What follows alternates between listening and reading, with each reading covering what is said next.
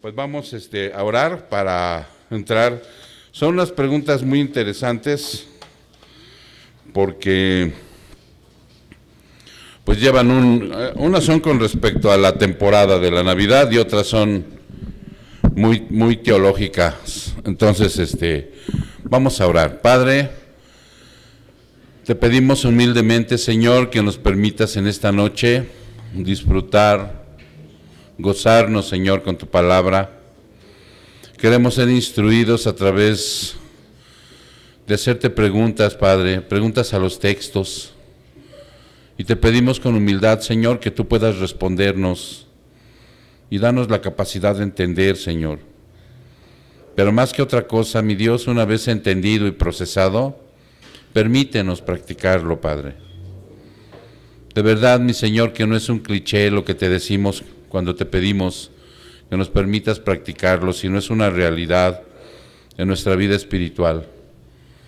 Probablemente vayamos descubriéndolo poco a poco, Señor, y tengamos que renunciar a muchas cosas, Padre, de las cuales hoy estamos habituados, aún poniéndolas en tu nombre, Señor. Hay cosas que están mal. Por eso te pedimos, Padre, que abras nuestro espíritu para que verdaderamente avancemos y podamos parecernos a ti.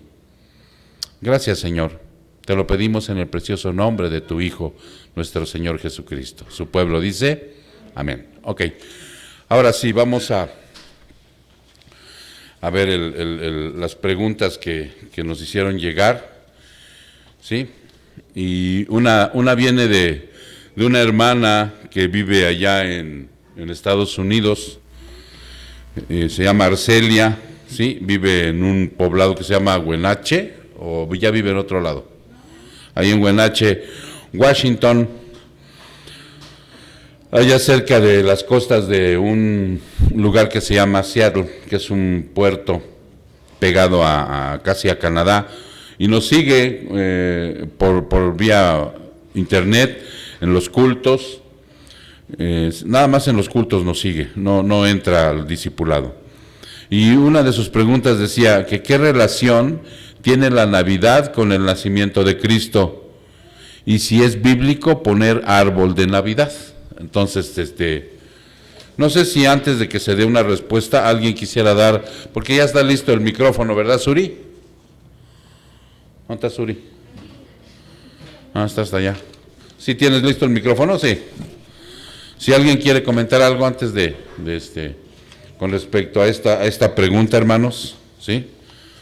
Para que una vez que ya tengamos la respuesta. ¿Nada? Bueno, vamos a empezar diciendo que pues es sencillo. ¿Qué relación le das tú a la Navidad con el nacimiento de Cristo? Ya te podía preguntar qué relación tiene.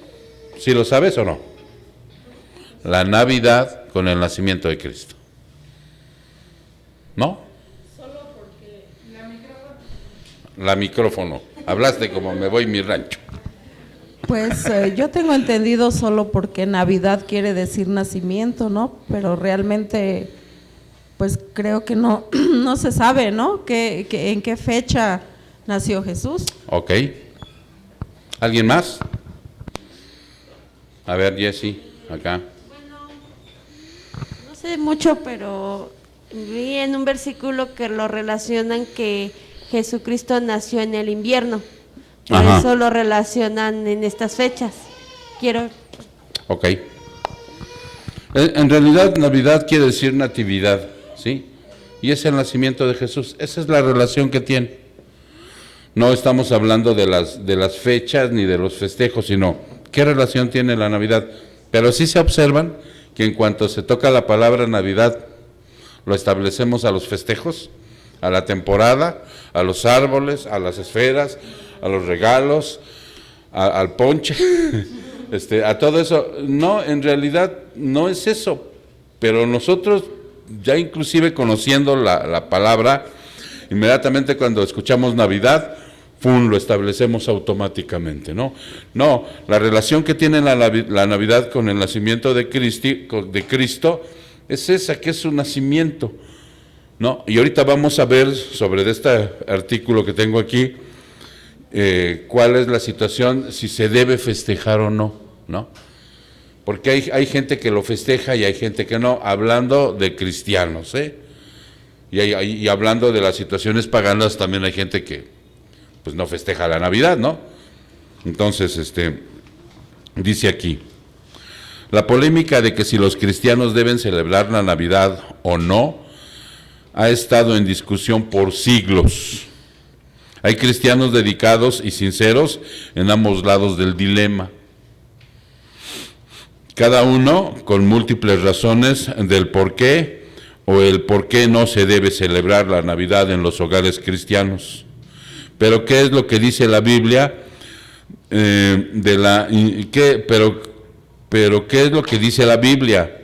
¿Da la Biblia instrucción clara sobre si la Navidad es una festividad que debe ser celebrada por cristianos? Ahora, aquí tengo un dato donde bíblicamente hay una manera indirecta de la celebración del nacimiento de Cristo. Y es bíblicamente, pero a veces no le ponemos atención. Vamos a ver si ustedes están de acuerdo. Vámonos a Lucas.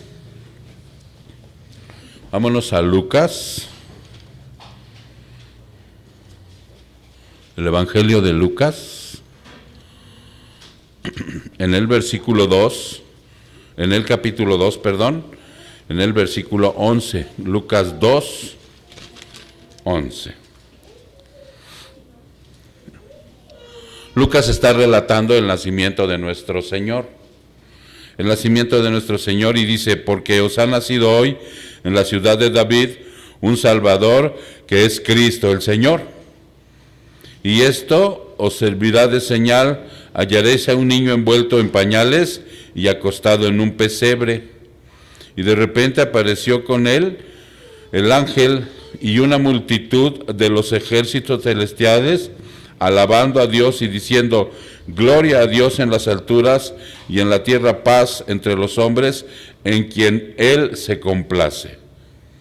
Entonces ustedes observan ahí, ¿quién está celebrando el nacimiento de Cristo? Los ángeles. Los ángeles están mandados por Dios a celebrar este nacimiento. Ya está ahí. Y si ustedes observan el 20, el versículo 20 dice, y los pastores se volvieron glorificando y alabando a Dios por todo lo que se había oído y visto, tal como se les había dicho. O sea, esa noche hubo una celebración por el nacimiento de Jesús. Séase la fecha en que haya sido, ¿no? Nosotros sabemos que esta fecha la instauró una cuestión de una religión pagana, eso lo sabemos perfectamente. Pero sea la fecha en que haya sido, hay una celebración de su nacimiento. No hay un mandato, ¿sí me explico? Como los dos deberes que tenemos, ¿cuáles son? Que les llamamos ordenanzas. No lo hay. Como nos deja ordenado que celebremos el bautismo de los creyentes, y el otro, ¿cuál es? La Santa Cena. Pero sí hay una celebración. O sea, de una manera indirecta vemos que ese día que Él nació no pasó desapercibido, sino que en ese momento las huestes espirituales llegaron en todo su esplendor. Yo de estos pastores, la verdad, ha de haber sido algo precioso, cómo vieron bajar a tanto ángel, porque dice que eran miriadas de ángeles, celebrando al Señor, ¿no? Comandados por el ángel. ¿Quién era el ángel ahí? Gabriel, el ángel mensajero. ¿Sí? Entonces, sí se observa que hoy, a lo mejor nunca lo habías observado en el Evangelio de Lucas, pero ahí está hablando de que los ángeles pusieron ese tipo como de ejemplo, ¿no? Celebrando al Señor, y en otra situación, los pastores después de que fueron, porque le dijeron los ángeles, vayan y vean lo que ha sucedido, salieron y glorificaron a Dios, ¿no? Ok, maguey. Entonces seguimos aquí. Dice, primeramente veamos las razones por qué algunos cristianos no celebran la Navidad. Vamos a ver algunas razones. Una razón contra la celebración de la Navidad es que las tradiciones que rodean esta festividad tienen su origen en el paganismo, y es verdad, eso es verdad. La búsqueda de la información sobre este tema es difícil porque los orígenes de muchas de nuestras tradiciones son tan oscuros que sus fuentes de información a menudo se contradicen entre ellas. ¿Qué se ve en estos festejos? Se ven campanas, se ven velas. ¿Ustedes saben lo que es el muérdago? El muérdago es una planta. Es una planta, no es una planta, es como un arbustito con el que hacen las coronitas que ponen en las puertas con campanitas y el Santa Claus y todas esas cosas, ¿no? Está el muérdago y otras decoraciones se mencionan en la historia del culto pagano, pero el uso de estas en el hogar ciertamente no indican retornar al paganismo, o sea, no tienen un origen diabólico, para que me entiendas, ¿no? Sino simplemente qué tipo de otra cultura nosotros tenemos que no es bíblica y que podemos por ahí estar metidos, sin ser satánico, sin que lo prohíba la Biblia. Piénsalo. El 16 de septiembre es un acto cívico, es una costumbre que tenemos, ¿sí? ¿No? Bueno, pero ahorita vamos para allá precisamente para ver lo que hacen las sectas, ¿no? Ok. Muy bien, entonces dice aquí, muy bien, el nacimiento, ¿dónde me quedé? Pero el uso del hogar ciertamente no indica retornar al paganismo, mientras que hay definitivamente raíces paganas en algunas tradiciones, hay muchas más asociadas con el verdadero significado de la Navidad, el nacimiento del Salvador del mundo, en Belén, campanas que tañen para anunciar las buenas nuevas, velas que se encienden para recordarnos que Cristo es la luz del mundo. Esto lo hacen en algunas iglesias, ¿recuerdan? Prenden la velita y cosas de esas, ¿sí? Vamos a ver lo que dice Juan 1:4-9. Juan 1:4-9. El Evangelio de Juan 1, versículo 4-9. En él estaba la vida, y la vida era la luz de los hombres, y la luz brilla en las tinieblas, y las tinieblas no la comprendieron. Vino al mundo un hombre enviado por Dios, cuyo nombre era Juan. Este vino como testigo para testificar de la luz, a fin de que todos creyeran por medio de él. No era él la luz, sino que vino para dar testimonio de la luz. Existía la luz verdadera que al venir al mundo alumbra a todo hombre. ¿Ok? Entonces por eso en muchas iglesias hacen este tipo de metáfora, hermanos, ¿no? De que prenden alguna velita. ¿Qué otro significado tiene la velita en Navidad? Las posadas. En las posadas te dan tu velita. Digo, ¿y quién de nosotros no anduvo ahí en el pasado, no? Quemándole el cabello a la niña de atrás. De maldosos. Es una tradición de Navidad, en donde nosotros crecimos. Yo soy hombre de barrio, crecí en vecindades, y ahí eran muy típicos, inclusive hasta los adornos de la vecindad, la calle, se adornaban con tiritas y cosas así. No sé si ustedes llegaron a vivir esto, ¿no? Bueno, yo soy hombre de barrio, pero también en la alta sociedad a lo mejor se pudo haber dado, donde sí, allá en las lomas y todo eso, no sé cómo lo habían festejado, ahora después me lo comparto. Mande, sí, mija. A ver, espérame. Ya. Ok. Ahorita vamos para allá. Es parte de lo que estamos hablando ahorita, ¿no? Que es una tradición que lleva el trasfondo de algo que dice la Biblia, ¿no? Pero ahí es donde entra la situación del paganismo, porque ¿por qué se pide posada? ¿Quién sabe? Para que la niña sepa. ¿O tú sabes, mi niña, qué es pedir posada? No, pero ¿qué significa? Espérame. ¿Qué significa pedir posada en una posada? Lo que yo tengo en conocimiento, lo Ajá. poquito que conozco, es que es como hacer lo mismo que hizo Jesús, bueno, sus papás de Jesús, al momento de pedir posada para que pudiera tener a Jesús. Eso es lo que yo conozco. Sí, es eso, o sea, es una tradición católica romana, ¿sí? En donde ellos tienen hasta un librito que le llaman ora pro nobis, ¿no? Y que esto y que el otro, ora pro nobis, y que quién sabe qué, y va simbolizando cuando María y José ya estaba a punto de nacer Jesús y andan buscando la famosa posada para el alumbramiento. Y en donde dice la Biblia que fueron a la hostería esta, o a la posada, y les fue negada, ¿sí? Estaba lleno, ¿no? Estaba, sí, había el censo. Entonces, como en Semana Santa, los hoteles, ¿no? Entonces les ofrecieron el pesebre, bueno, era una especie de establo, donde estaba el pesebre y todo lo demás. Entonces, eso es lo que significa. Ahora, es una tradición católico-romana que nosotros no vamos a entrar ahí, definitivamente, ¿no? Sí se puede hacer una posada, ahorita vamos para allá, ahorita vamos para allá. No, entonces, sí, ahora ya sabes, Zoe, lo que es pedir posada. El Señor Jesucristo, cuando iba a nacer, María, su mamá, que estaba embarazada y venía caminando en un burrito, y venía José a un lado, estaban buscando dónde podían nacer, ya estaba a punto de dar a luz. Ahí no había hospitales. Antes tenían los niños por medio de unas mujeres que se dedicaban a traerlos a este mundo, se llamaban parteras. Entonces estaban buscando esa situación, por eso es que pedían alojamiento, o sea, pedir posadas, estaban pidiendo un alojamiento para que pudieran hacer el bebé. Y como los hoteles estaban llenos, pues se fueron a un establo y ahí nació el Señor, ¿ok?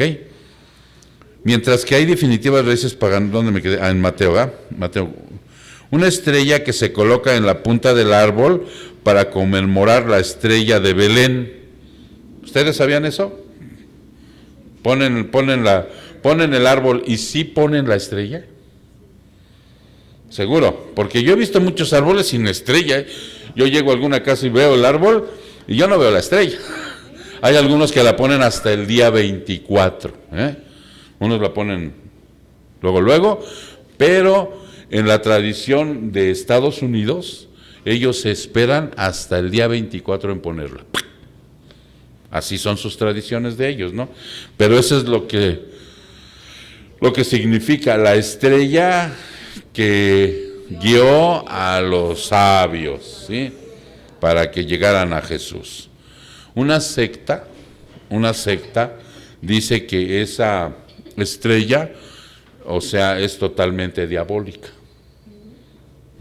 Sí, así lo dice la secta, que en realidad era una señal de Satanás para que Herodes encontrara al niño y lo matara. Es lo que dicen ellos. No sé qué secta sea, no me acuerdo cómo se llama, andan tocando la puerta. Y regalos, y se intercambian para recordarnos los obsequios de los reyes magos a Jesús, el más grande regalo de Dios a la humanidad. Por eso el día 24 los estadounidenses son los que tienen más esta costumbre, ¿no? De regalar el día 24, de hacer un regalo. Nosotros casi no, perdón. A ver, ponte el micrófono. Que bueno, en Estados Unidos es más como por Santa Claus, ¿no? Que dan los regalos en Navidad. Santa Claus no existe. Ya sé, pero o sea, ellos sí, lo hacen con o sea, ese fin. Ahí es donde entra el intercambio de la raíz pagana. Santa Claus pues es un símbolo de la Navidad, ¿cierto? Que pues es un mito, no existe. Pero a veces inclusive hasta en las películas quieren dar la impresión de que en realidad sí existe, pero es un mito, es una mentira, y lo toman como tradición. Pero en realidad eso es lo que debería de significar según lo que estamos observando aquí, que el darnos regalos, intercambiarnos esos regalos, es para recordar que el Dios Todopoderoso un día nos dio el regalo más grande a toda la humanidad, su Hijo. Otro argumento contra la Navidad especialmente es el árbol de Navidad. Ahí entramos en materia, ¿no? El árbol de Navidad es que la Biblia prohíbe traer árboles a nuestros hogares para decorarlos. Eso es lo que dice otro argumento de la oposición, que no debemos de poner árbol. El pasaje más citado es el de Jeremías 10. Vámonos a Jeremías 10. Jeremías capítulo 10, versículo 1. Jeremías, versículo 10.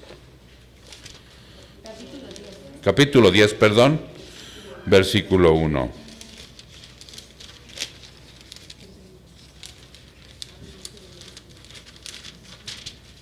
Dice: oíd la palabra que el Señor nos habla, oh casa de Israel, así dice el Señor: el camino de las naciones no aprendáis, ni de las señales de los cielos te aterrorices, aunque las naciones les tengan terror, porque las costumbres de los pueblos son vanidad, pues un leño del bosque es cortado, lo trabajan las manos de un artífice con azuela, con plata y oro lo adornan, con clavos y martillo lo aseguran, para que no se mueva, como los espantapájaros de un pepinar. Sus ídolos no hablan, dicen que son transportados porque no andan. No les tengas miedo, porque no pueden hacer ningún mal, ni tampoco hacer bien alguno. No hay nadie como tú, oh Señor, grande eres tú, y grande es tu nombre en el poderío. ¿Quién no le temerá, oh Rey de las naciones? Porque esto se te debe, porque entre todos los sabios de las naciones y todos sus reinos no hay nadie como tú. ¿Ok? Entonces, ¿qué observan ahí? Porque este es un argumento que usan para no poner árbol de Navidad los cristianos. Allá. Por lo que pude observar, hacen referencia o comparan el árbol con dioses. Ajá. O sea, digamos que la idolatría, habla de la idolatría. Exactamente, exactamente. ¿Por acá también? Pues eso iba a decir, que el contexto ahí está hablando de que de un árbol hacen un ídolo, hacen un dios. Exactamente. Ese es el contexto. Sí, no tiene nada que ver con el famoso árbol de Navidad. Porque no, si tú pones tu árbol de Navidad, lo pones como un aspecto decorativo y como un significado de la costumbre de Navidad, ¿no? Decorar y es todo. Pero este pasaje se refiere a cortar árboles, cincelar la madera para hacer un ídolo y después decorarlo con plata y oro con el propósito de inclinarse ante él y adorarlo. El pasaje en Jeremías no puede tomarse fuera de contexto y aplicarse como legítimo argumento contra los árboles de Navidad, ¿no? Es como las famosas Nochebuenas, ¿no? Ok. Los cristianos que prefieren ignorar la Navidad indican que el hecho de que la Biblia no proporciona la fecha del nacimiento de Cristo, lo cual es cierto, porque la Biblia no proporciona su fecha, el 25 de diciembre puede no estar ni siquiera aproximado a la fecha que nació Jesús. Existen un sinnúmero de argumentos en ambos lados, algunos refiriéndose al clima de Israel, que dicen que en ese tiempo está nevando, en estas fechas está nevando allá, y los pastores andaban bien campantes, ¿no? Ok, el clima. Las costumbres de los pastores en invierno y las fechas de los censos efectuadas por los romanos. Todos estos argumentos contienen de cierto grado de conjetura, lo que nos trae nuevamente al hecho de que la Biblia no nos dice cuándo nació Cristo. Hay especulaciones, ¿no? De que fue en marzo, de que fue en abril, no sabemos. Algunos ven en ello la prueba de que Dios no desea que celebremos su nacimiento. Así de fácil, dicen, es que no desea. Ya vimos en una parte que indirectamente se está celebrando, ¿no? Como una celebración de alguien bien importante. Si nosotros celebramos nuestro nacimiento, ¿no? Y ahí de ti si se te olvida el regalo de la... ¿no? ¿Cómo se pone? Se te olvida el regalo. Mientras que otros ven en esta omisión de la Biblia una aprobación para no celebrar. Algunos cristianos piensan que puesto que el mundo celebra la Navidad, aunque cada vez se convierte más y más en algo políticamente aceptado, y eso también es verdad. El referirse a esas fechas como días festivos, los cristianos no deberían hacerlo, pero este mismo es el argumento usado por falsas religiones que niegan totalmente a Cristo, al igual que ciertos cultos, y aquí sí dice los nombres, como los testigos de Jehová, quienes niegan la deidad. Y eso es mucho más grave, ¿no? No celebran la Navidad, pero también niegan que es Dios. Aquellos cristianos que sí celebran la Navidad tienden a ver en ello la oportunidad para proclamar a Cristo como la razón de la celebración entre las naciones y para aquellos cautivos en falsas religiones. Como hemos visto, no hay nada realmente, no hay una razón bíblica para no celebrar la Navidad. No hay una razón bíblica para no celebrarlo. Al mismo tiempo, no hay tampoco un mandato bíblico para hacerlo. A fin de cuentas, celebrar la Navidad o no es una decisión personal, sin importar la opción que los cristianos elijan en relación a la Navidad. Sus puntos de vista no deben ser usados como un arma para atacar o denigrar a aquellos con ciertos criterios opuestos. Tampoco deben de ser usados como galardón para el orgullo sobre si se debe celebrar esa festividad o no. Como en todo, debemos pedir sabiduría a aquel que le otorga liberalmente a todo aquel que le busca, y aceptamos unos a otros con gracia y amor cristianos independientemente de nuestras opiniones de la Navidad. Entonces, si tú vas el día de hoy, si tú tenías la costumbre de celebrar la Navidad, está bien, ¿no? Si tenías la costumbre de celebrar la Navidad de una manera pagana, está mal. Si tú en Navidad olvidabas el objetivo primordial y te dedicabas y te enfocabas como punto primordial el pavo, la cena, el alcoholito, la visita de fulano, de sutano, y a la mera hora del brindis empezabas a llorar por alguna remembranza, por alguna frustración de tu vida, porque ese día se murió tu mamá, tu papá, tu tío, tu hijo. O sea, sale de contexto la celebración de la Navidad. Por eso es que nosotros hemos optado para que ese día vayamos a hacer una labor de misericordia y estemos centrados en el Salvador y en lo que Él quería, ¿no?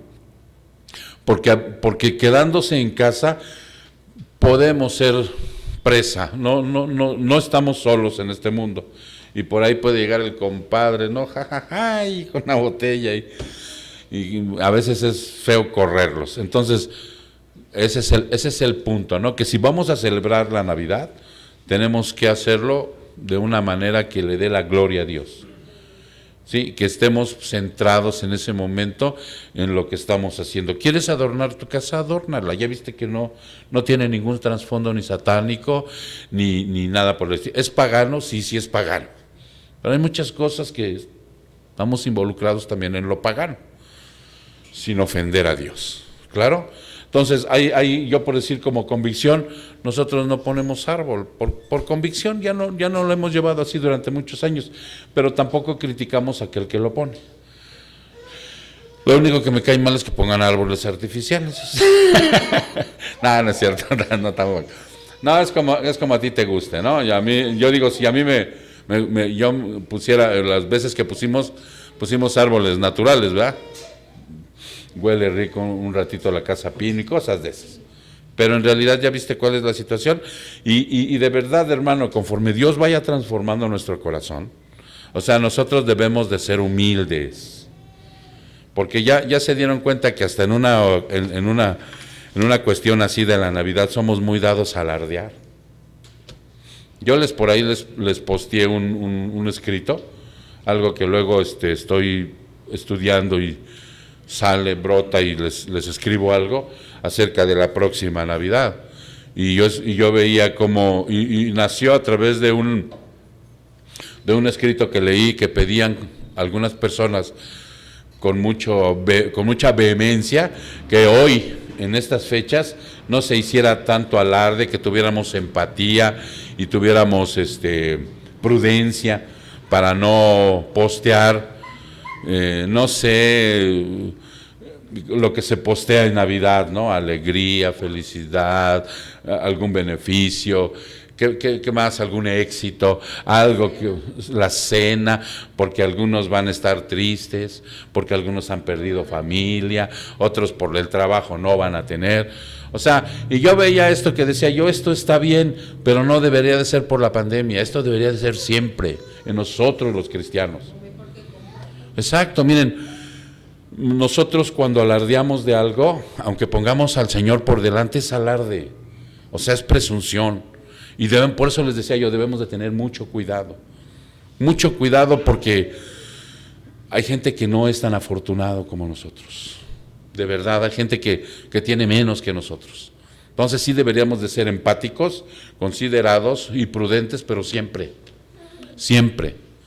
para que de esa manera nosotros podamos ganar en humildad. Digo, yo sé que hemos recibido bendiciones de parte de Dios, muchos, ¿no? Pero hay gente que no ha sido bendecida, ni siquiera ha sido salvada, hombre. Entonces, yo creo que si en esta Navidad nosotros tenemos esa perspectiva, yo creo que vamos a ir avanzando poco a poquito, ¿ok? Entonces, yo creo que pues queda contestada su pregunta de mi hermana con respecto a que si es bíblico el árbol de Navidad, si es propio celebrarla. Ya vimos que sí, no es bíblico el árbol, pero tampoco es maléfico. Y según tu costumbre, inclusive también tu bolsillo, pues si quieres lo puedes poner, ¿no? Ahora que pintaron el mural, ¿sí lo vieron? Quedó bonito. Decía María Esther que ahora para el maestro limpio compráramos unas guías de Nochebuenas, y ahora quiere poner foquitos, bueno, pues que ponga foquitos, ¿no? Ahora quiere adornar así la casa del Señor, pues que la adorne. O sea, hay otra, inclusive, adelante. Espérame, deja que lleguen.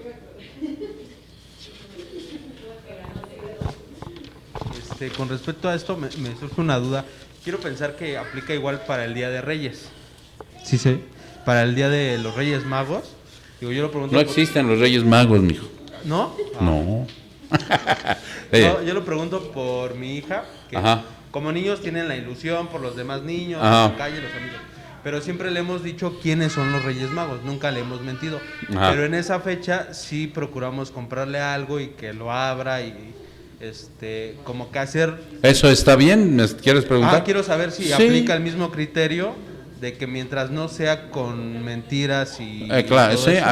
aquí en la escuela bíblica se les dice cuál es el verdadero historia de los magos y de los sabios, ¿no? ¿Por qué fueron? ¿Quiénes eran? Es más, los libros de historia dicen que se llamaban así, pero la Biblia no da nombres. Entonces la idea es que ese día reciban su regalo. Sí, y ellos, los niños desde ahorita empiezan a orar, así que ya saben, faltan todavía un mes y medio. Pónganse a orar para que ese día Dios bendiga a sus padres y puedan comprarle un regalo, ¿no? A sus hijos y dárselos ese día, pero ya con la concebida conciencia de lo que es la verdad. La verdad. Sí, claro, sí, y sí es válido entregárselos ese día.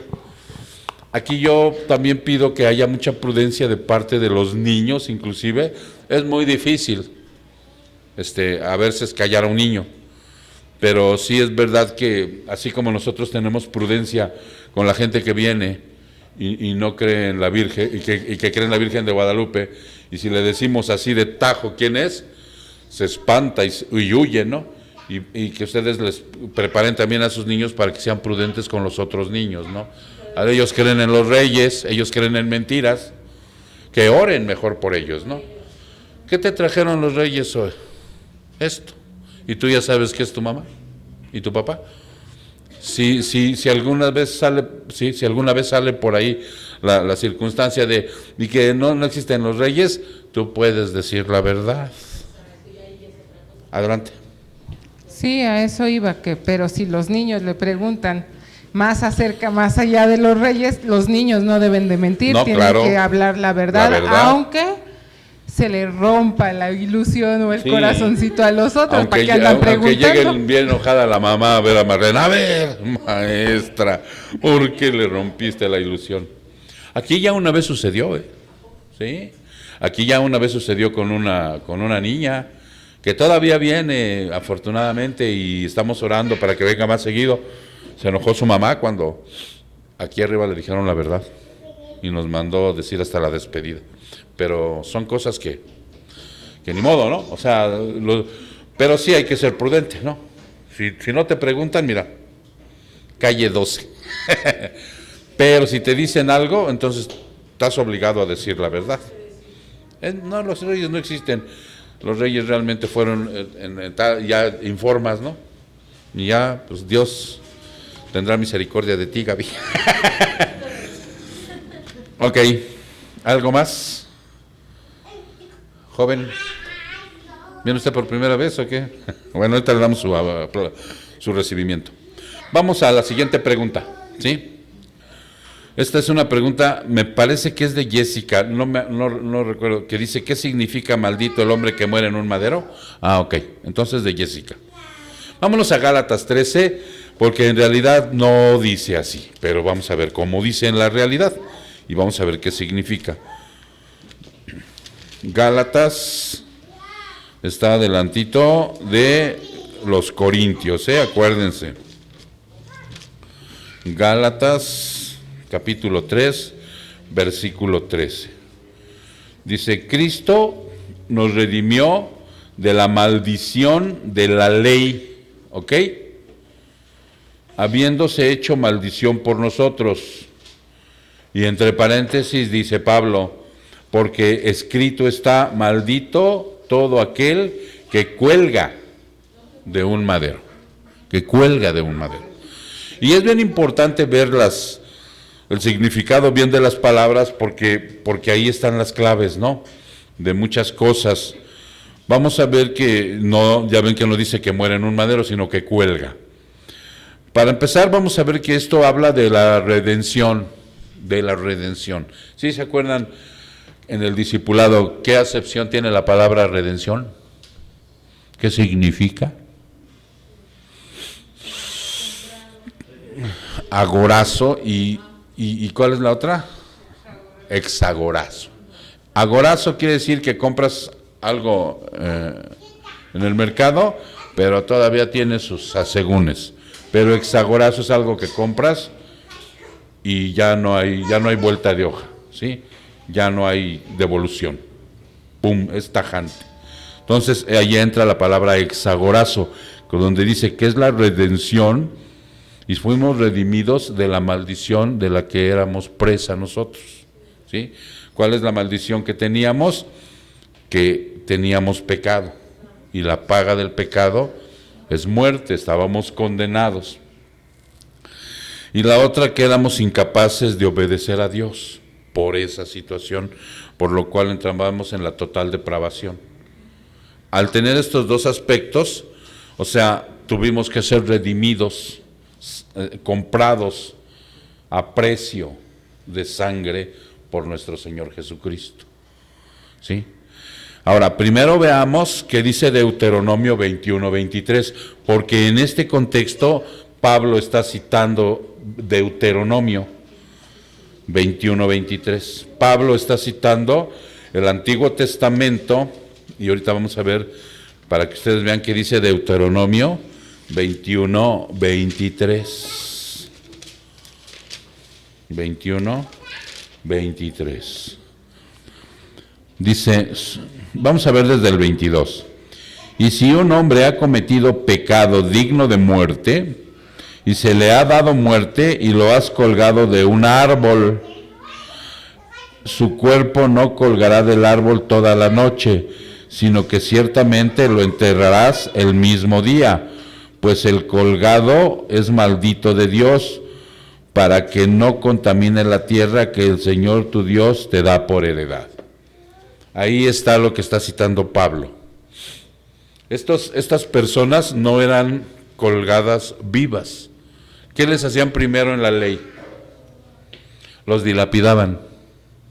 Primero los mataban a pedradas, ¿sí? Y ya una vez muertos, los colgaban. Primero los dilapidaban y luego los colgaban, y era ser exhibido. Esa era una señal visible para todos que el ajusticiado moría bajo la sentencia porque la ley lo condenaba. Eso era lo que significaba. Cuando Pablo menciona esto, ¿sí escucharon la acepción? Ajá, era evidenciarlo. Fíjense lo que dice.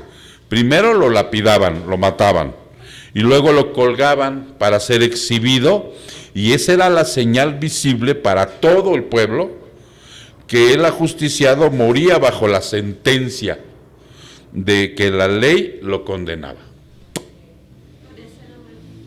Por eso era maldito. A todos los seres humanos, nosotros, la ley nos condenaba. Todos. Nada más que en ese contexto el Señor estaba trabajando la revelación de una manera progresiva.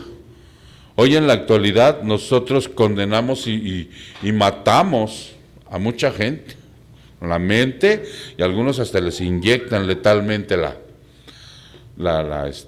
esta jeringa, ¿no? Los matan con una jeringa porque merecen morir. Dios dice, merecemos morir todos. Todos estamos malditos desde que nacimos. ¿Ok? Entonces, Gálatas 3:13 dice, maldito el hombre que es colgado de un madero. Ahora regresemos a Gálatas para ver todo el contexto. Regresemos a Gálatas para ver todo el contexto. Gálatas 3. Sí, porque ese es el versículo, Jessy, que tú observaste, ¿no? Ese es el versículo que tú observaste. Y dice aquí, estábamos bajo maldición. Bueno, no estoy viendo la Biblia, estoy viendo lo que apunta acá. Estábamos bajo maldición y Cristo se hizo una maldición por nosotros. ¿Ya se entendió? Vamos a ponerlo así. Se hizo maldición por nosotros sin serlo realmente, sino que se interpuso entre nosotros y la maldición. ¿Ok? Solo de esa manera somos justificados, porque de otra manera somos condenados. Entonces, por eso Pablo les está hablando a los Gálatas, y desde el versículo número 1 le dice, Gálatas insensatos. Vayan al versículo 1. ¿Quién os ha fascinado a vosotros, que cuyos ojos Jesucristo fue presentado públicamente como crucificado? Esto es lo único que quiero averiguar de vosotros. ¿Recibisteis el Espíritu por las obras de la ley o por el oír por la fe? Les pregunta, ¿no? ¿Nosotros podíamos ser justificados por la ley? ¿Por las obras de la ley? Jamás. Jamás. Entonces, únicamente, ¿por qué somos salvos? Por la redención de Jesús. Cuando nosotros somos salvos, y lo decimos con toda la certeza, o sea, es porque estamos justificados por la sangre, creemos en eso, estamos justificados por la sangre de Jesús, creemos en eso. Nosotros no vamos a entrar al cielo por las obras, no, por cuánto trabajó el pastor en la semana, no, ay, qué bárbaro, ¿no? Todos los pastores descansan el lunes, y este pastor trabaja el lunes. No, pues yo no estoy ganando la salvación. ¿No sé si se entiende? O sea, yo tengo que tener la seguridad en mi alma de que yo soy salvo por lo que hizo Jesús en la cruz por mí. Él se hizo maldición para que yo fuera bendición. Esa es la realidad. Entonces, por eso, eso significa lo que les está diciendo a aquellos, porque estos ya conocían la ley, van a Cristo y luego se querían regresar a la ley otra vez. Entonces les dice, no. En el versículo número 10, vayan al versículo número 10 de Gálatas 3, dice, porque todos los que son de las obras de la ley están bajo maldición. ¿Cierto? Todos los que están bajo las obras de la ley están bajo maldición, porque la ley, ¿cuál era la ley? Los 10 mandamientos. ¿La ley cuándo llegó? Con Moisés. Cuando Adán peca, de Adán a Moisés no había ley. ¿Sí se entiende? No había ley. Y no los podían ajusticiar por medio de la ley porque no había. Pero dice Pablo, de todos modos estaban muertos. Sí, tenían conciencia. Pero una vez que llega Cristo, pues es lo maravilloso que hace por nosotros. Él se cuelga de un madero, ¿no? Y a él no lo colgaron muerto, a él lo pusieron vivo. Sí, pero también lo exhibieron igual como aquellos. Por eso decían, por eso no querían. Exactamente, por eso no querían a Pablo, porque y lo querían matar y a todos los cristianos, como decían, como su Mesías es uno que fue colgado en un madero, un maldito. Y no les entra en la cabeza el mensaje. ¿A ti ya entró en tu corazón? Eso es lo que significa, Jesse. O sea, es una pregunta muy, muy bonita, pero a la vez muy profunda, en donde dice, estábamos bajo maldición y Cristo se hizo una maldición por nosotros, sin serlo realmente, sin ser maldito, ¿sí? Sino que se interpuso entre nosotros y la maldición. Solo de esa manera somos justificados por la fe. Hoy, ¿somos imperfectos? Sí. ¿Pecamos y a veces ofendemos a Dios? Sí. Pero tenemos una nueva criatura en nosotros. Hay una nueva criatura en nosotros. Y no es cuestión de moral, ¿eh? Miren, yo muchas veces he puesto el ejemplo de aquel hombre que sale de su casa, ofende a su mujer cuando no es cristiano y se va y luego cuando nace de nuevo entra la moral, entra la conciencia y aunque vuelve a ofenderla y después se arrepiente, ¿no? Pero eso también lo puede hacer alguien moralmente, ¿cierto? Tú muchas veces no te remordió la conciencia sin ser de Cristo con alguien y dijiste, chin, no, va más allá. Va al cambio ya, va a un cambio. ¿Mandé? Sí, al fruto, va a un cambio de juicio y actitud, en donde, pues sí, de repente la vamos a regar, pero más continuamente vamos a vivir en un gozo y en una plenitud. Ya no vamos a ser tan atascados, ¿no? Ok. Dice, ok, entonces ¿sí queda contestada tu pregunta, mija? ¿Se satisfizo? ¿O quieren agregar algo? Porque luego veo que son medio descontentos. Tú, Suri, vi que estabas haciendo así con la cara. No es cierto. Hay otra, no sé de quién es, creo que también es tuya. Donde el pecado abundó, sobreabundó la gracia. ¿Sí? Ok. ¿Cómo aplica al creyente y al inconverso? ¿Alguien sabe dónde está esto? Romanos 5. Vámonos a Romanos 5:21. El texto dice literalmente, vámonos a Romanos 5, del 12 al 21. El contexto es que aquí Adán y Cristo son comparados. Ustedes saben que el primer Adán, ¿qué pasó con él? Se cayó el sistema y todos pecamos. Y el segundo Adán es Cristo. Entonces, vamos a leerlo despacito. Por tanto, tal como el pecado entró en el mundo por un hombre y la muerte por el pecado, Así también la muerte se extendió a todos los hombres, porque todos pecaron. Punto. Lo heredamos. Ustedes se van a encontrar por ahí, inclusive algunas ocasiones, indagando del Señor, de la Biblia, no sé, que hay una postura, ¿sí?, en donde se llaman semipegilianos. Ahorita le voy a preguntar, maestro, semipelagianos. Que estos hombres dicen que en realidad no heredamos el pecado de Adán, que ese fue personal, pero que si hay algo bueno en nosotros. Por eso ahora el 99% es de Cristo y el 1% de nosotros. Si nosotros llegáramos realmente a pensar esto y a practicarlo, estaríamos condenados, ¿eh? Es 100% Cristo. No tenemos ni 1.001 a nuestro favor. Se extendió, dice la palabra, es muy clara. Por tanto, como el pecado entró en el mundo por un hombre y la muerte por el pecado, así también la muerte se extendió a todos los hombres, porque todos pecaron. Pues antes de la ley, antes de la ley, ¿había pecado en el mundo? Pregunto. De la ley. Sí. Pero el pecado no se imputa cuando no hay ley. ¿Qué quiere decir eso? ¿Cómo dice tu Biblia, Lenita? Ahí está. El versículo 13. En esa viene explicado bien. Es cierto, la gente ya no peca. Ay, perdón.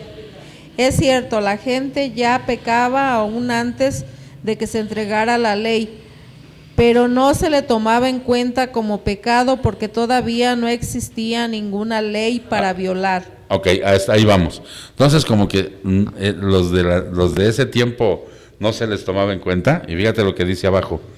Sin embargo, la muerte reinó desde Adán hasta Moisés. No se les tomaba en cuenta por la ley, porque antes de la ley no había no matarás, no darás falso testimonio, no había. Es lo que decía hace rato, ¿no? Pero dice el Señor a través de Pablo, sin embargo, la muerte reinó desde Adán hasta Moisés. ¿Sí o no? Ok. No importó que no hubiera ley, de todos modos estaban condenados. Aún sobre los que no habían pecado con una transgresión semejante a la de Adán, el cual es figura del que había de venir. O sea que es parecido a Cristo, es una figura parecida a Cristo, pero él está haciendo ahí la comparación, ¿ok? Pero no sucede con la dádiva como con la transgresión, porque si por la transgresión de uno murieron los muchos más la gracia de Dios y el don por la gracia de un hombre, Jesucristo, abundaron para los muchos. Ahí ya se empieza a ver la situación que hacía la pregunta Jessica. Donde el pecado abundó, sobreabundó la gracia. ¿Cómo va aplicando al creyente? ¿Cómo va aplicando al inconverso? ¿Okay? Tampoco sucede con el don como con el que vino por medio de aquel que pecó, porque ciertamente el juicio surgió a causa de la transgresión, resultando, sí, en condenación. Pero la dádiva surgió a causa de muchas transgresiones, resultando en justificación. Venga. Me surgió una duda, y Venga. me surgió porque me recordé, en la mañana estaba platicando con Zoe, Ajá. y me dijo, mamá, si Adán y Eva no hubieran pecado, nosotros seríamos felices, me dijo. Entonces, perfectos, felices. Y entonces yo le decía, pues sí, porque obviamente ellos fueron, con base al versículo que obviamente ahorita nos compartió el Sí. 12, obviamente él introdujo, pero la parte que dice, de modo que la muerte se extendió a todos, que todos pecaron. Todos Ahí, pecaron. no entra obviamente la cuestión individual, o sea, no sé si me estoy explicando. O sea, Sí. Adán lo introdujo, pero eso no nos exime a nosotros de que nosotros somos pecadores. Semipelagiana es. Santo Dios, no sé qué sea eso, pero ha de ser grave. Es lo que decíamos hace rato. Ellos dicen eso. que lo que hizo Adán fue personal y que no nos tiene que contaminar a nosotros los que nacemos después. No, yo no digo ¿No? eso. Entonces. No, o sea, mi duda radica en el versículo. O sea, yo sé que obviamente Adán fue el que introdujo y obviamente ¿Por automáticamente qué como introdujo? herencia- A ver, vamos a ver, ¿por qué introdujo el pecado Adán y Eva? porque Por desobedecieron, desobediencia, exactamente. Les desobediencia. dijo Dios, no me toquen de ahí, y lo tocaron. Entonces, en cuanto ellos tocaron, o sea, entró el pecado. Y automáticamente lo heredamos. Exacto. Cada que nace un ser humano, ya viene en el gene el pecado. Todo, enfermedades, la tierra se maldijo, las aves se volvieron agresivas, todo se contaminó. O sea, ahí entró el pecado. Sí, sí, sí. Y ahora, Sí, la duda que obviamente a mí me surgió es donde dice, de modo que la muerte se extendió a todos porque todos pecaron. Ajá. O sea, ahí tengo la duda, o sea, no porque sea eso que dice, porque no lo conté, ni siquiera lo había escuchado, sino más bien es, obviamente se introdujo, nosotros heredamos obviamente y eso que todos cometieron. pecamos. Y automáticamente, como lo heredamos por individual, somos pecadores. O sea, esa es Exactamente, tú naces y ya naces con el pecado heredado, de la desobediencia, ¿no? Naces con inocencia, pero ese pecado heredado nos hace nacer muertos para Dios, así nada más ni nada menos. O sea, que creemos en ídolos, pero somos prestos al pecado. No podemos tener una relación con Dios hasta que Cristo no llega a mi vida. Por eso decíamos, la casa puede estar barrida, ¿no? Puede estar barrida, pero vacía, por la cuestión moral. Hay gente que se comporta moralmente y son así, pero sin Cristo la casa está vacía. Y cuando mueran, 7 peores los van a agarrar y vámonos. ¿Ya se entiende? Ahora sí, ¿Marlene? Ok. 17. Porque si por la transgresión de uno, ahí está otra vez, la transgresión de uno, por este reinó la muerte, mucho más reinará en vida por medio de uno, Jesucristo, los que reciben la abundancia de la gracia y el don de la justicia. ¿Sí se va entendiendo? ¿O no? Si no se entiende, hacemos un alto. 10. Así pues, tal como por una transgresión resultó la condenación de todos los hombres, ahí te lo vuelve a aclarar, ¿no? Ok. Así también por un acto de justicia, que ese acto de justicia fue realizado por Cristo, resultó la justificación de vida para todos los hombres. 19. Este versículo también tiene un problema teológico para muchos. Ahí es donde ellos afirman que todos, porque vean que dice todos, pero no se refiere a un todo, sino a los que Él elige. Exactamente. 19. Porque así como por la desobediencia de un hombre los muchos fueron constituidos pecadores, así también por la obediencia de uno los muchos serán constituidos justos. ¿En qué momento, Hazel, a ver si me puedes contestar, hijo, tú te acuerdas de esto? Ya sabes que Adán pecó y Eva, ¿no? Y ahí se cayó todo. Pero hubo también para Cristo un momento en donde pudo haber echado todo por la borda. ¿En qué momento fue? ¿Te acuerdas?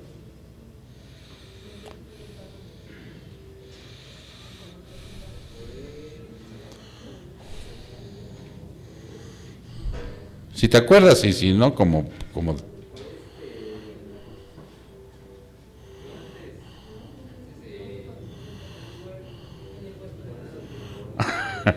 ya le hubieras soplado, Suri. A ver, dáselo a Toño. ¿Es en el versículo que dice que pasa en esta copa, pero no la tuya? ¿No? En el huerto, no. No. En las tentaciones. Ahí en las tentaciones fue cuando también pudo haber tirado el arpa. Vean. No, como Adán, me refiero como Adán. ¿sí? Porque Satanás, acuérdense, en el huerto de Getsemaní fue un producto de su naturaleza humana.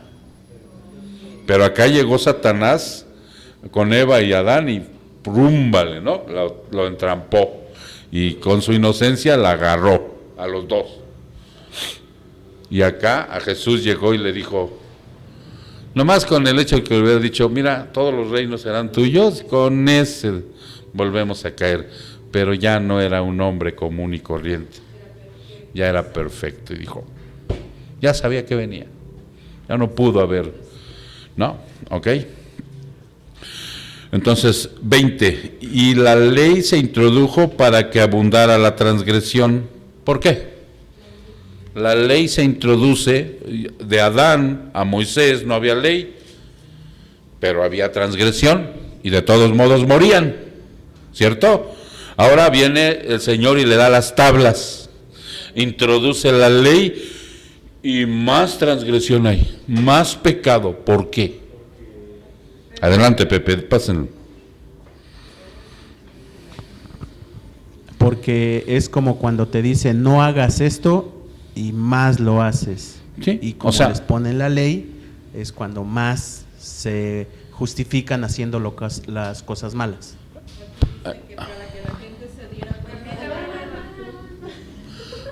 Híjole, ¿cómo no quise? Les vamos a dar su diadema personal. Sí.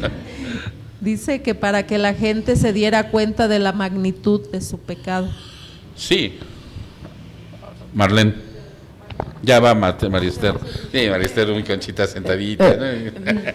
Bueno, con base a lo que dijeron mis hermanos, considero que también cuando no existía la ley, obviamente no había como una referencia para darnos cuenta cuánto pecaban. Pero al momento de existir la ley, ahí ya hay un margen, como un límite que te permite ver, ¿no?, que obviamente estamos pasando la línea. Va por ahí, Marlene. Fíjate cómo dice aquí este discernimiento. Una vez que hay ley, antes no la había, pero todos modos morían, y había transgresión, había pecado. Pero una vez que hay ley, el pecado se hace evidente en toda su plenitud, lo que decía Pepe. ¿Sí? O sea, se hace evidente. ¿No matarás? Ah, ¿cómo no? ¿Por qué? Pues porque estamos caídos antes y después. ¿Ok? Entonces, ese es el versículo clave de la pregunta de Jesse. Dice, y la ley se introdujo para que abundara la transgresión, pero donde el pecado abundó, ahora que tenemos la ley, ahora que tenemos, ¿no? Te dicen, ponte el cinturón, no. Saca tu licencia, no. Haces, no. Vente los domingos, no. ¿No? Entonces, dice, pero ahí donde abundó el pecado, donde el pecado abundó, o sea, donde se vino, pero así como un perro feroz sobre todos nosotros, llegó Cristo y aventó la gracia. Ah, su mecha. Esa es la realidad para nosotros. Para que así como el pecado reinó en la muerte, así también la gracia reine por medio de la justicia para vida eterna, mediante Jesucristo, el Señor. Entonces, ¿sí se entiende? ¿Cómo opera para el creyente? Pues el que cree en Jesús. El inconverso sigue muerto en delitos y pecados. Cada día más y más para abajo, cada día peor, ¿no? Y para el inconverso es vida eterna. Es una dádiva del Señor. Entonces, ¿sí se entiende, mija? Nada más como una acotación. Por eso cuando viene Cristo y viene exactamente a que su gracia sobreabunde de lo que fue ya el pecado, fue para que exactamente como una sombrilla se desplegara toda su gloria y que todos sus atributos fueran también vistos para toda la humanidad. Sí, sí, porque al final de cuentas ese es el propósito, ¿no? Ese es el propósito, que se vea, que conozcamos su gloria. Y qué mejor es conocerla salvos. Ok, bien, y ya nada más queda otra, no recuerdo de quién fue porque estaba en un papelito también, dice la destrucción de Babilonia, fue tuya, Betty, ¿sí? Está en Isaías 13:1. Vámonos a Isaías 13:1, porque dice, ¿qué es Babilonia? ¿Qué significa Babilonia, no? Pero según la destrucción de Babilonia, Isaías 13:1, la destrucción de Babilonia, nos vamos a Isaías 13. Isaías 13:1. Dice, profecía sobre Babilonia. Déjenme sacar porque aquí tengo el dato.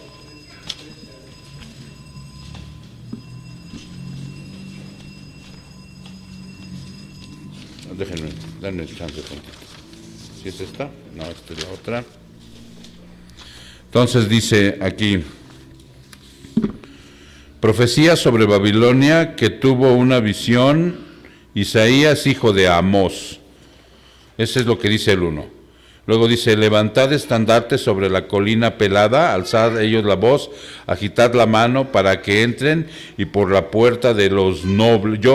Para que entren por la puerta de los nobles. Yo he dado órdenes a mis consagrados, también he llamado a mis guerreros, a los que regocijan de mi gloria para ejecutar mi ira. Ok, eso es lo que significa Babilonia en ese contexto que está preguntando a la hermana Betty, ¿sí? ¿Qué es Babilonia? En el versículo 13:1. Aquí está. ¿Qué es la destrucción de Babilonia? Babilonia, déjenme primero decirles que fue una antigua ciudad de Mesopotamia, fue la capital del imperio babilónico y el imperio neobabilónico.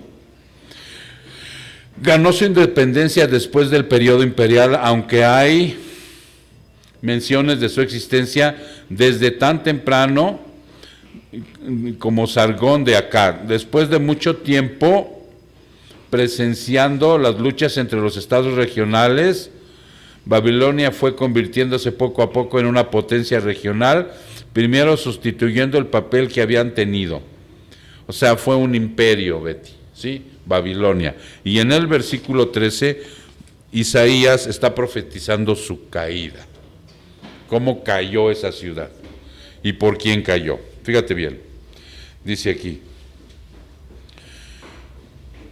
el ejército es llamado contra Babilonia de 3 maneras: con la señal de un estandarte alzado, 2, con una llamada con voz alta, y 3, agitando la mano.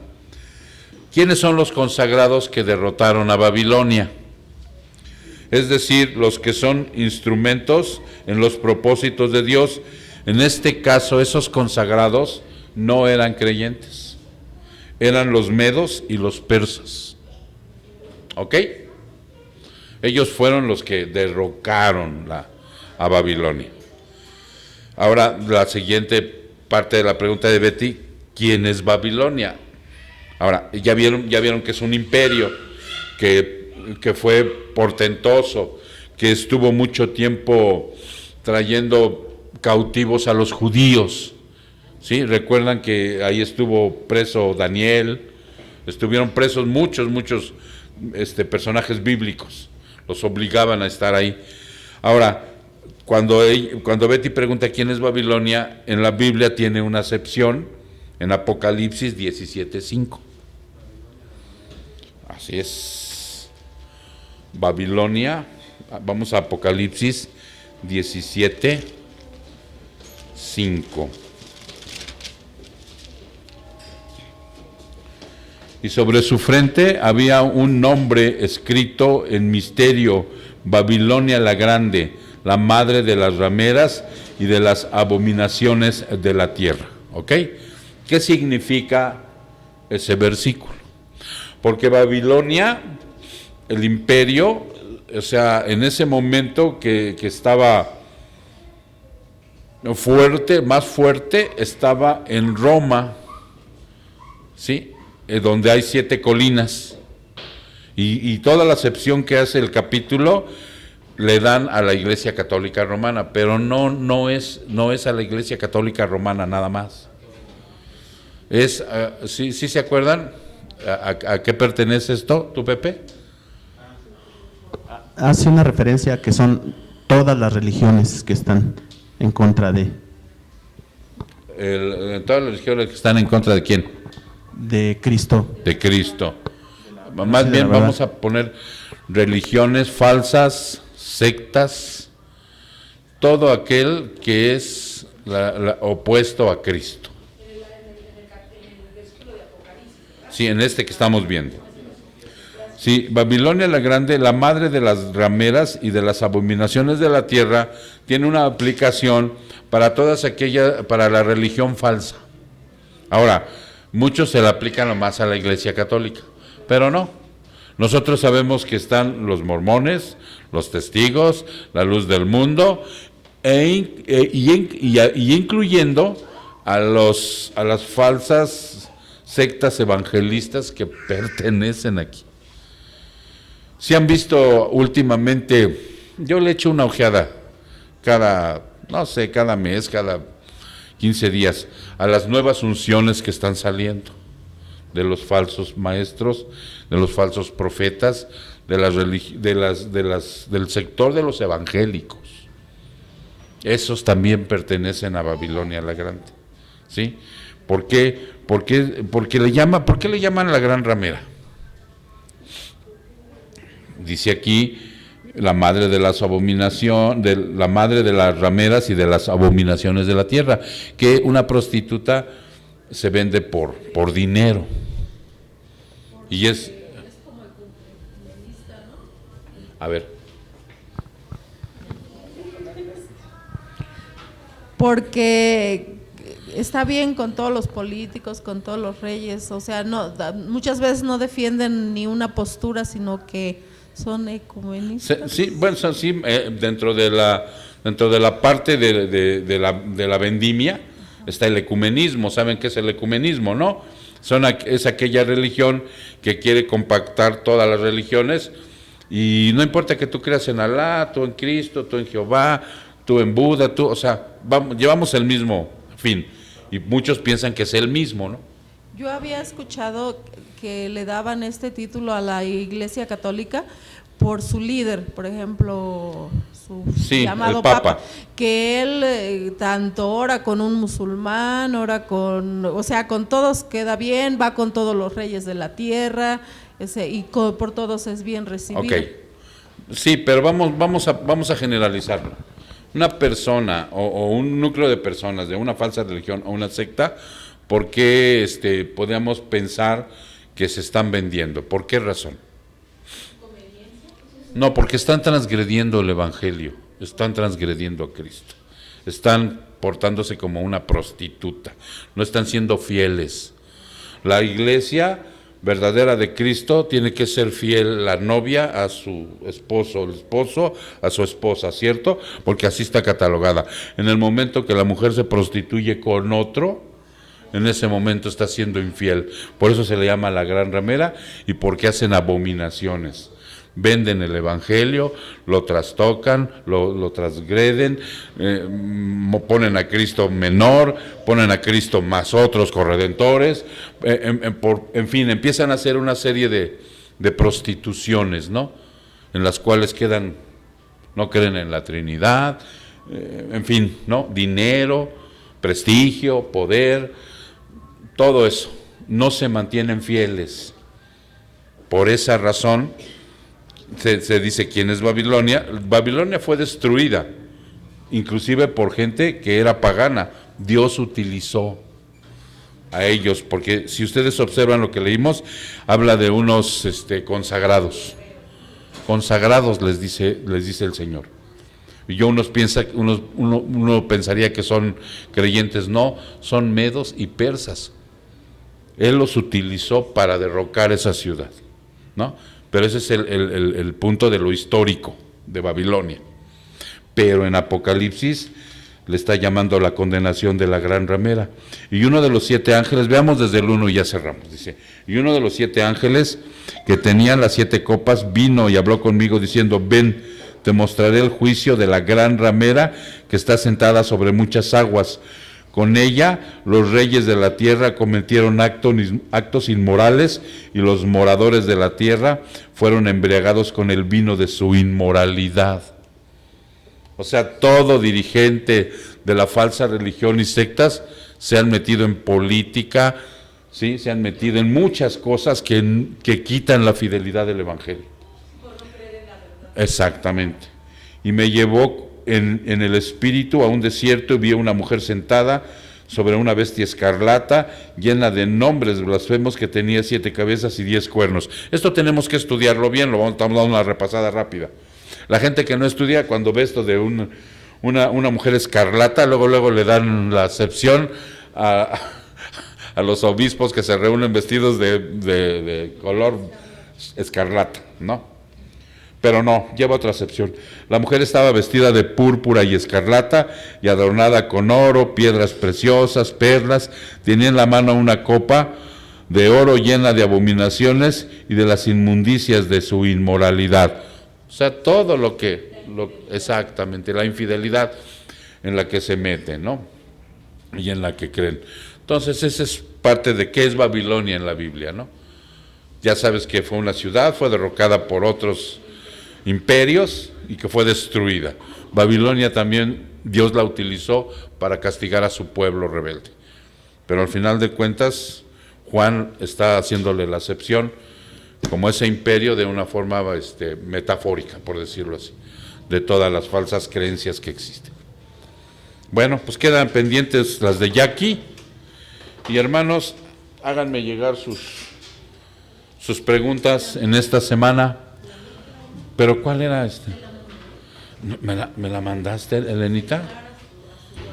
No la vi, una disculpa. Queda pendiente para la próxima. No, ya tengo aquí la decisión de Babilonia. Había una de Eric también, la tengo aquí, pero ya no alcanzó a salir, que decía que, para que los vayan estudiando, cuando hicieron la Torre de Babel, dice que el Señor bajó a confundir las lenguas, y ahí habla también en una forma plural. Él decía que tiene la duda si fue la que bajó la Trinidad o ángeles, ¿no? Y esa ya no la alcancemos a sacar, la vemos la próxima semana. Y la de Maritza, que era la del granito de mostaza, ¿ok? Le comunicas que no salió, que la otra semana.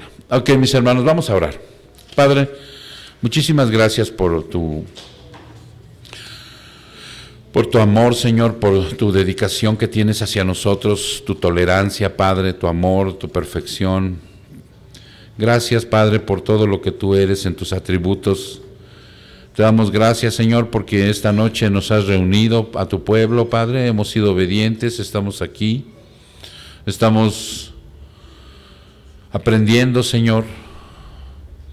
Nosotros sabemos que si en algo de lo que hoy hemos tocado nos hemos equivocado, danos la oportunidad de enmendarnos, Padre. Dale la oportunidad a mis hermanos, Señor, también, que no se vayan y se olviden de esto, que también lo estudien, Padre, para que si hay alguna equivocación estén conscientes, Padre, que lo que dijimos al final, queremos ser una iglesia fiel, queremos manejar la fidelidad contigo, Padre. No queremos prostituirnos, Padre, líbranos de eso. A que de esa manera, Señor, estemos pendientes de lo que estamos hablando, de lo que estamos virtiendo, porque también de ello depende la vida de mucha gente que nos está escuchando, Padre. Depende el conocimiento fidedigno, Padre, que ellos van teniendo de las palabras que estamos hablando aquí. Permítenos, Padre, sin orgullo, si nos hemos equivocado en algo, arrepentirnos, Padre, y enmendar, para que de esa manera, Padre, nosotros siempre sigamos la línea que tú quieres, Padre. Muchas gracias, Señor. Todo esto te lo pedimos en el precioso nombre de Cristo Jesús. Su pueblo dice, amén. Dios me los bendiga, mis hermanos, y me los guarde.